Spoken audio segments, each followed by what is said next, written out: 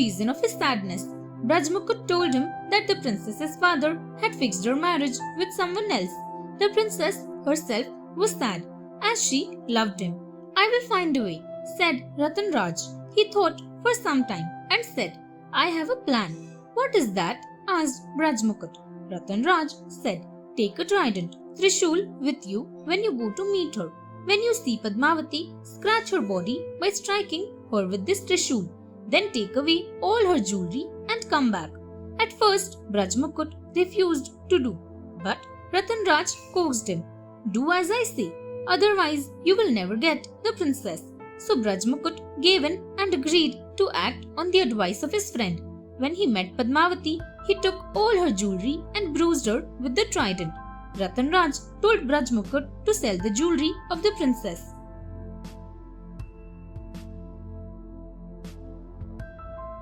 The princess is banished.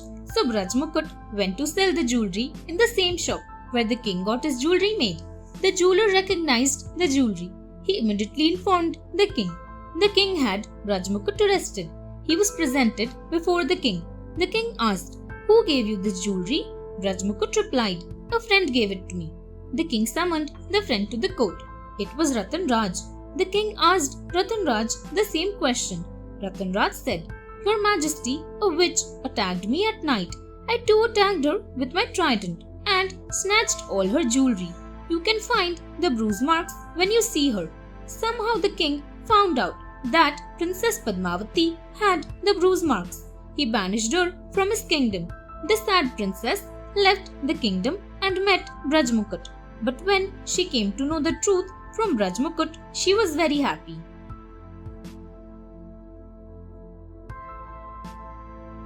The faulty king.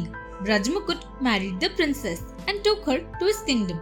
Here Betal ended his story and asked King Vikramaditya, "Who is at fault in this story? Who was responsible for the miserable state of the princess? Answer me, or I will break your head into pieces." King Vikramaditya had no option but to answer Betal's questions. He said, "The king himself was responsible for the sad plight of the princess. He should have given a benefit of doubt to the princess before giving his judgment. The others had just done their duties. Ratan Raj had proved to be a good friend. He did a lot for the prince. The soldiers had performed their duty."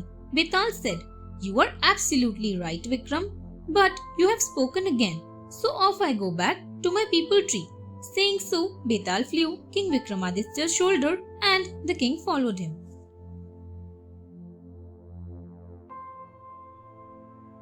Manimala.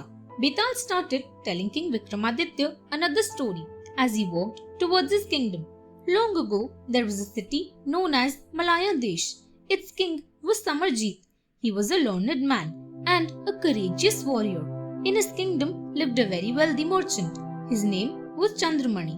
He had an extremely beautiful and intelligent daughter named Manimala. One day, a courtier sought permission to speak to the king. The king allowed him to speak. So he said to the king, "Sir, in our kingdom lives a very wealthy merchant called Chandramani. He has a daughter by the name of Manimala. She is beauty par excellence. No one can match her beauty in this kingdom.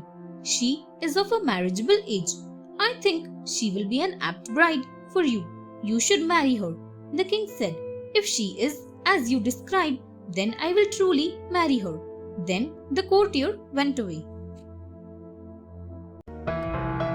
Thanks for watching. Do like, share, subscribe to Sahil Book House.